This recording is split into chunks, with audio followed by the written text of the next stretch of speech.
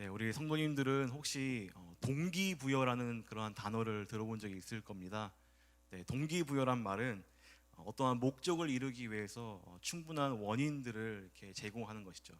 그러니까 쉽게 말해서 내가 어떠한 행동을 원했을 때 그 행동을 하기 위해서 원인들 그리고 그 합당한 이유들을 알려주는 것이 바로 동기부여입니다. 저에게 있어서 제가 최고로 삼는 저의 그 동기부여 방법은 제 스스로 이러한 말을 되뇌입니다. 바로 목사답게 살자라는 말입니다. 목사답게 살기 위해서 어렵고 힘들지만 그래도 제 스스로 그러한 질문들을 되뇌이면서 목사답게 살자, 목사답게 살자라는 말을 하면서 제 스스로에게 동기부여를 합니다. 또 이 동기부여는 또 공부하는 우리 학생들에게도 굉장히 중요한 역할들을 합니다. 우리 부모님들이 우리 아이들에게 할 수 있는 최고의 동기부여가 뭡니까? 너 이번 시험에 100점 맞으면 아빠가 좋은 컴퓨터 사줄게. 그러면은 공부에 관심 없는 친구들도 눈에 쌍심지를 켜고 공부를 하는 그런 아주 고전적인 동기부여 방법이 있습니다. 또 다른 모습의 동기부여의 그러한 모습들이 있습니다. 이러한 어떠한 상을 주는 것 말고 좀 이성적으로 접근해서 그러한 이유들, 생각과 그리고 목적을 이뤘을 때 너가 어떠한 것을 얻는지 또 어떤 것을 할 수 있는지를 알려주는 동기 방법입니다. 예를 들면 너는 학생이다. 학생은 공부하는 존재이지 않냐.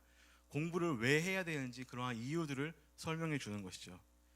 제가 고등학교를 다녔을 때 저희 고등학교는 2학년이 되면 무조건 견학을 가는 곳이 있었습니다. 그곳이 바로 어디냐면 여기 신일교에서 아주 가까운 대학교입니다. 서울대학교를 꼭 견학을 갔습니다. 그리고 관악산을 올라와서 그 대학교 풍경과 전경을 바라보게끔 학교가 원했습니다. 당시 제가 그때 고등학교 당시에는 서울대에 누가 있었냐면 여러분들 김태희 아시죠? 김태희가 서울대에 재학 중이어가지고 남자들은 다 어떠한 마음을 갖습니까? 나도 이러한 대학에 와서 김태희와 같은 이렇게 자매를 만나서 연애를 하고 싶다 이러한 이상들을 보여주곤 했죠. 이렇게 이러한 좋은 이상들 또 그렇게 공부를 해야 되는 이유들을 알려줌으로써 보다 열심히 공부하게끔 하는 그런 학교의 의도가 있었습니다. 이러한 동기부여는 사실 에베소서에서도 아주 잘 드러나고 있습니다. 우리가 본 이 에베소서의 저자 사도 바울은 이 동기부여를 굉장히 잘했던 그러한 사람입니다. 성경의 어떠한 그러한 부분들보다 그러한 목적을 이루기 위해서 성도의 삶, 바른 삶, 거룩한 삶, 하나님의 자녀답게 사는 삶을 살기 위해서 그 에베소 교인들에게 살아내기 위해서 아주 친절하게 동기부여하고 있는 모습들을 우리는 말씀을 통해 볼 수 있습니다. 그가 했던 동기부여는 이렇습니다. 어떻게 했냐면 먼저 사도 바울은 에베소 교인들에게 아주 좋은 이상적인 모습들, 성도의 이상적인 모습들을 소개합니다. 예를 들면 그리스도의 몸된 교회다. 너희들은 영광스러운 존재들이다. 하나님의 자녀들이다. 그리고 하늘에 속한 신령한 복을 받을 수 있는 그러한 상속자들이다라는 이러한 타이틀, 좋은 모습들을 계속해서 보여줍니다. 그리고 나서 이러한 이상적인 성도의 삶의 목표를 위해서 어떻게 살아가야 되는지, 무엇을 해야 되는지, 왜 그렇게 살아야 되는지를 설명하고 있는 것이죠. 학생이라면은 마땅히 공부해야 하고 또 열심히 공부하게 되면 너희가 어떠한 모습으로 대학과 직장과 사회생활 할 것인지를 설명해 주는 것처럼 말입니다. 그래서 사도 바울은 이제 오늘 우리가 함께 읽었던 말씀처럼 이제 부부들에게 전하는 말로써 실질적인 동기부여와 또 바른 성도의 삶의 모습을 보여주고 있습니다. 사도 바울은 가장 먼저 오늘 말씀처럼 아내들에게 오늘 말씀을 전하고 있는데요. 우리 함께 에베소서 5장 22절 말씀 한번 읽어보도록 하겠습니다. 우리 함께 한 목소리로 읽겠습니다. 시작. 아내들이여 자기 남편에게 복종하기를 주께 하듯 하라. 사도 바울은 아내들에게 성도로서 합당한 삶의 모습인 복종을 이야기하고 있습니다. 그 대사는 자신과 결혼한 그 남편입니다. 자신의 남편에게 복종하라는 말을 하고 있습니다. 그리고 이 복종은 그냥 복종이 아닙니다. 어떻게 하라고 합니까? 주께 하듯이, 우리 구주 예수님께 하듯이 복종하라는 그러한 말씀을 하고 있습니다. 사실 이 말씀은 현 시대를 살아가고 있는 우리 여성 성도님들에게는 좀 의아한 말씀일 수도 있습니다. 사실 남녀 평등의 삶을 살고 있는데 남편에게 그냥 순종하는 것도 아니라 어떻게 얘기하고 있죠? 복종이라는 조금 더 센 말씀을 하고 있습니다. 이것을 어떻게 받아들여야 할지 당혹스럽고 또 의문이 드는 성도님들도 계실 것입니다. 그런데 사도 바울은 이 명령을 할 때에 남편에게 복종하라는 이러한 말씀을 할 때 이 말씀을 어디에서 가지고 오고 있냐면 바로 그리스도와 교회, 예수 그리스도와 교회의 그 모습과 관계에서 가지고 오고 있습니다. 아내에게 남편에게 복종하라는 이 말씀은 새로운 명령이 아니라 어떠한 원형, 그 원래의 모델이 있었다는 것이죠. 그 모델이 바로 교회와 예수 그리스도입니다. 함께 에베소서 5장 23절과 24절 말씀 한번 함께 한 목소리로 읽어보도록 하겠습니다. 에베소서 5장 23절과 24절 말씀입니다. 시작. 이는 남편이 아내의 머리됨이 그리스도께서 교회의 머리됨과 같음이니 그가 바로 몸의 구주시니라. 그러므로 교회가 그리스도에게 하듯 아내들도 범사에 자기 남편에게 복종할지니라. 복종할지니라. 아멘. 사도 바울은 앞서서 에베소서 전반부에 어떠한 이야기를 하냐면 교회와 예수 그리스도의 관계를 계속해서 설명합니다. 이 둘은, 교회와 예수 그리스도는 유기적인 관계입니다. 뗄래야 뗄 수 없는 관계이며 이 둘이 떨어졌을 때는 아주 심각한 문제를, 그리고 어떻게 보면 존립이 불가능한 관계로 설명하고 있습니다. 모퉁이 돌과 또 그에 연결된 모습으로서 교회와 예수님을 설명하기도 하고요. 또 머리와 몸으로서 교회와 예수 그리스도를 설명합니다. 에베소서 1장 22절과 23절은 이렇게 설명합니다. 교회를 정의하고 있는 말씀이죠. 예수님이 교회에게 어떠한 존재인지 제가 한번 읽어보도록 하겠습니다. 또 만물을 그 발 아래 복종하게 하시고 그 만물 위에 교회의 머리로 삼으셨느니라. 교회는 그의 몸이니 까지 23절 이렇게 얘기하고 있습니다. 여러분들, 여기서 머리는 바로 누구입니까? 예수 그리스도입니다. 몸은 뭐죠? 교회인 것이죠. 머리만 따로, 또 교회만 따로, 몸만 따로 존재할 수 없습니다. 사도 바울은 이것을 그대로 가지고 와서 남편과 아내의 관계 속에 가지고 오고 있습니다. 남편은 아내의 머리가 됩니다. 또 아내는 남편의 몸이 되는 것이죠. 이것은 순서가 있습니다. 앞뒤가 있고 전후가 있는 것처럼 부부의 관계에서도, 남편과 아내의 관계에서도 순서가 있습니다. 우리가 오해하지 말아야 할 것은 누가 탁월하고 누가 열등하고 이것을 나누고자 하는 것이 아닙니다. 이것은 탁월함의 차이가 아니라 지위와 역할의 차이를 두고 있는 것입니다. 저는 오늘 사도 바울이 이렇게 교회와 예수님의 모습을 가지고 와서 왜 아내가 남편에게 복종을 해야 되는지 그 이유를 두 가지로 살펴보려고 합니다. 들어가기에 앞서서 오늘은 제가 말씀 제목에도 적어놨지만 오늘은 아내 부분만 다루고 다음 시간에는 남편 부분을 다루도록 하겠습니다. 여러분들 속에는 왜 아내만 먼저 얘기하고 남자는 뒤에 얘기하냐라는 그런 의문이 들 수 있는데요. 사실 에베소서의 순서가 그렇습니다. 의도적으로 사도 바울은 순종해야 할 자리, 복종해야 할 그런 존재들을 앞에 두고 있습니다. 아내와 남편이 그렇고요. 또 종과 상전, 그리고 자녀와 부모의 관계도 그렇습니다. 오늘 이렇게 아내가 남편에게 복종하게 된 첫 번째 이유를 말씀하도록 하겠습니다. 저는 앞서서 동기부여라는 말을 했습니다. 목적을 이루기 위해서, 또 목표를 향해 나아가기 위해서는 왜 이것을 해야 되는지 충분히 이유가 설명이 돼야 됩니다. 사도 바울은 지금 그 설명을 하고 있습니다. 왜라는 것에 대답을 하고 있죠. 바로 여자가 남편에게 복종해야 되는 그 첫 번째 이유는 바로 그 여자분들이, 아내분들이 성도이기 때문입니다.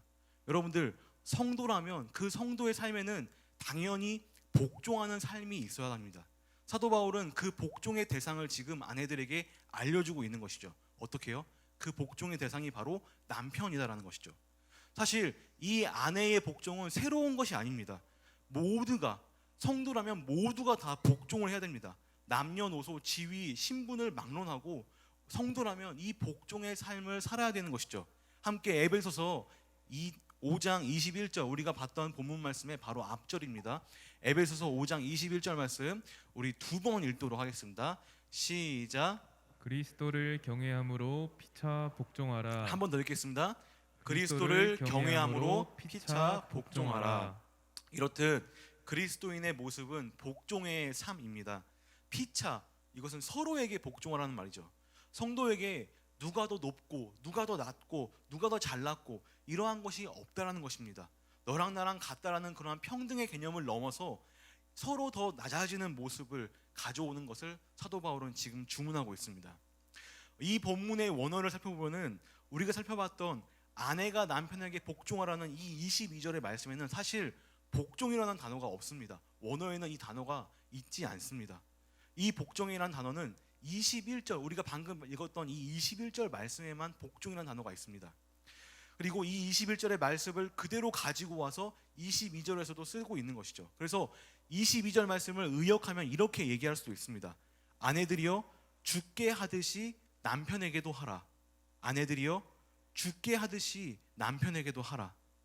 22절에서 복종이라는 단어를 없애도 충분히 그 앞절에서 알려줬던 그 21절 복종이라는 의미가 그대로 오고 있습니다. 성도가 예수님을 경외해서 서로 복종하듯이 아내들이요, 아내들도 남편을 주님같이 대하라는 이러한 말씀입니다. 다시 말씀드리지만 성도라면 누구나 다 서로에게 복종해야 하는 것입니다. 그리고 특별히 아내들에게는 그 대상을 알려주고 있죠. 그렇다면 왜 아내들이 먼저 등장해서 복종하도록 사도 바울은 이야기하고 있을까요? 이것은 그리스도와 교회의 관계, 예수님과 교회의 관계를 살펴보면 더 잘 이해가 됩니다. 교회는 머리 대신 예수 그리스도를 위해서 존재하고 있습니다. 예를 들어 보겠습니다. 좀 극단적인 예이긴 한데요. 여러분들, 교회가 잘못되고 교회가 분열되고 교회가 싸우는 경우들이 굉장히 많은 거 알고 계십니다. 이것은 예를 들면 그 원인 중에 하나가 바로 그 교회 가운데 예수 그리스도의 모습, 예수가 없기 때문입니다. 여러분들, 머리가 없는 몸통은 뭐죠? 시체일 뿐이죠. 예수는 사라지고 머리는 사라지고 그 몸통 교회만 남게 되면 그곳은 전쟁터가 됩니다. 온갖 이득과 이권이 남용되는 세상보다 더 무서운, 더 안 좋은 모습들을 그 교회에서 볼 수 있습니다. 어떻게 될 때요? 머리 대신 예수 그리스도가 없을 때예요.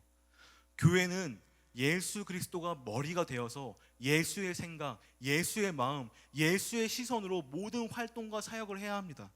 교회는 예수님을 위해 존재하는 것이 바로 교회입니다. 예수님의 손과 발이 되어서 모든 사역들을 감당해야 되고, 너나 할 거 없이 우리는 모두 예수 그리스도의 권속 아래 있어야 하며, 복음이 없이는, 주님의 통치가 없이는 교회는 절대 교회다울 수가 없습니다. 예수 그리스도는 우리의 머리가 되시고 교회의 머리가 되신 것을 믿으시기 바랍니다. 이것이 순리입니다. 예수님보다 교회가 더 위에 있을 수 없습니다. 흔히들 전통 있는 교회들이 이러한 오류를 범합니다. 주님을 사랑하는 것과 교회를 사랑하는 것을 혼돈되는 모습을 보기가 쉽습니다. 교회는 절대 예수님보다 그리고 먼저 우위에 있을 수 없습니다. 누가 이러한 착오들을 하고 있죠? 가까이는 천주교, 로마 카톨릭이 그러한 착오들을 하고 있습니다. 이것은 완전히 다른 종교, 다른 신앙입니다. 교회가 우선될 때 이러한 오류들을 범하고 있는 것입니다. 성도님들, 저는 순서가 있다는 것을 지금 말하고 싶습니다. 질서가 있습니다. 높음과 낮음이 있는 것입니다. 진정한 그리스도인이라면 진정한 성도님들이 진정한 성도님들이시라면 이러한 낮아짐과 겸손과 복종을 아실 것입니다. 경험해 보셨을 것입니다. 나는 낮아지고 예수님을 높이는 삶이 무엇인지 알고 계실 것입니다. 우리의 머리 되신 예수님은 어떠하셨습니까? 그 머리 되신 예수님은 손수 우리들에게 낮아짐과 겸손과 복종의 모습을 보였습니다. 자신이 십자가에 돌아가시기 전에 자신들의 제자들의 발을 씻기며 그 낮아진 자리에서 종의 모습으로, 아주 천한 그 종의 모습으로 제자들에게 이렇게 말씀하고 있습니다.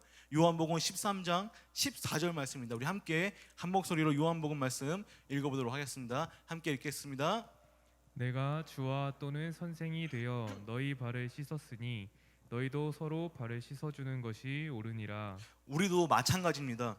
성도는 꼭 여자, 꼭 아내만 아니라 진정한 성도라면, 진정한 그리스도라면 서로를 위하는 마음, 복종하고 낮아지는 마음이 있어야 합니다. 남편분들 집에 가서 아내들에게 이렇게 얘기하지 마십시오. 여보, 잘 들었지? 어떻게 하라고 했어 목사님이? 복종하란 말이야. 이런 말 하지 말고 우리는 어떻게 복종해야 된다고요? 피차 서로 복종하는 모습이 바로 진정한 성도의 모습임을 기억하시기 바랍니다. 두 번째입니다. 아내가 남편에게 복종해야 되는 두 번째 이유는 바로 하나님의 창조 질서이기 때문입니다. 하나님은 남자를 먼저 창조했고, 그리고 그 뒤에 이어서 여자를 창조했습니다. 여자는 남자의 갈비뼈에서 재창조된 것이죠. 위에서 말씀드렸다시피 순서가 있다는 말입니다. 물론 뭐 어떤 사람들은 좀 웃자는 말로 뭐 여자가 더 뒤에 만들어졌기 때문에 더 업그레이드가 되고 더 패치가 되어서 더 낫지 않냐 이러한 얘기를 하긴 하는데요. 청소년부 개그입니다. 네, 이거는 네. 순서도 그렇고 하나님은 이 둘을 지을 때 역할도 지정해 주셨습니다. 남편은 가장을 이끌어가는 그러한 존재로, 여자는 남편을 돕는 그러한 존재로 만드셨습니다. 창세기 2장 18절 말씀입니다. 함께 읽어보도록 하겠습니다. 시작. 여호와 하나님이 이르시되 사람이 혼자 사는 것이 좋지 아니하니 내가 그를 위하여 돕는 배필을 지으리라 하시니라. 아멘. 에덴 동산을 가꾸고 또 일구는 일은 누가 했죠? 바로 남자인 아담이 했습니다. 아내 되는 하와는 그 남편을 돕는 역할, 돕는 배필이 되었죠. 여러분들 예를 들어서 학교나 혹은 공공기관 시설에 가면은 각각의 방마다 그 문 위에 팻말을 본 적이 있을 겁니다. 그 팻말에 뭐라고 써 있냐면 시설 관리자라고 써 있습니다. 그리고 꼭 그 시설 관리자라는 거기 팻말에는 정부가 나눠져서 이렇게 이름이 적혀져 있죠. 예를 들면 정에는 뭐 제 이름인 김몽용, 부에는 뭐 김평환, 제 아들입니다. 네, 이렇게 이름이 이렇게 두 명이 붙여져 있습니다. 정과 부. 이게 무슨 말입니까? 역할과 순서가 있다는 말입니다. 하나님이 최초로 만들었던 부부의 모습, 원래의 모습이 이렇다는 것이죠. 아내가 남편을 돕고 복종하는 것은 하나님의 창조 원리이자 창조 섭리입니다. 그리스도인의 바른 결혼관 그리고 부부의 바른 모습을 아담과 하와를 통해서 우리는 볼 수 있습니다. 그런데 여러분들, 죄의 유입, 이 둘이 선악과를 먹음으로써, 이 둘이 죄를 지음으로써 어떻게 되었습니까? 아담과 하와가 이러한 죄를 지음으로써 그들에게 어떠한 변화가 있었습니까? 역할로 보았을 때 아담은 이제 죽을 때까지 땀과 정말 그 힘든 삶을, 노동을 치러야 됐습니다. 여자들은 어떻게 됐습니까? 이에 못지않게 출산과 임신의 고통으로 또 정말 죽을 때까지 설거지를 해야 되는, 죽을 때까지 정말 집안일을 해야 되는 그러한 역할들이 새롭게 죄를 지음으로써 생겼습니다. 또한 이러한 죄의 유입은 하나님이 원래 만들었던 창조 질서를 무너뜨립니다. 우리는 이미 정답을 성경을 통해 알고 있지만 아내 된 성도님들, 남편에게 복종하는 것이 쉽습니까? 이러한 대답이 있을 줄 알고 있었습니다. 우리 남편 성도님들, 아내들이 쉽게 여러분들의 말에 복종을 합니까? 아니죠. 이것이 어떻게 어디서부터 기인된 거냐? 바로 죄에서부터 기인된 것입니다. 아내가 남편에게 불복종하고 이를 뛰어넘어 권위를 넘고 무시와 반항의 모습들, 이러한 모습들이 어쩌면 우리의 죄악된 모습들, 죄의 본성일 수 있습니다. 이것은 비단 아내들에게만 해당되는 것은 아닙니다. 여자들에게만 적용되는 것은 아닙니다. 남편과 아내의 관계는 예수님과 교회의 관계, 그리스도와 우리 성도의 관계로 발전시켜서 볼 수도 있습니다. 교회에 다니지만 남편 대신 예수의 권위에 반발하고 순종하지 않는 교인들이 얼마나 많이 있습니까? 교회는 다니지만 아직까지도 그 주님의 뜻에 순복하지 않은 모습들이 저에게도 또 여러분들에게도 곳곳에 있습니다. 이러한 모습을 없애고 죽이는 게 어떻게 보면 우리들에게 주어진 숙명과도 같은 일입니다. 사도 바울은 이러한 복종의 원리, 아내의 역할에 대해서 말하고 있습니다. 이것은 또한 그리스도인이 된 우리 모든 성도들에게도 동일하게 메시지를 전하고 있는 것입니다. 그러나 성도님들 기억하시기 바랍니다. 우리는 예수님을 만나서 회복이 된 사람들입니다.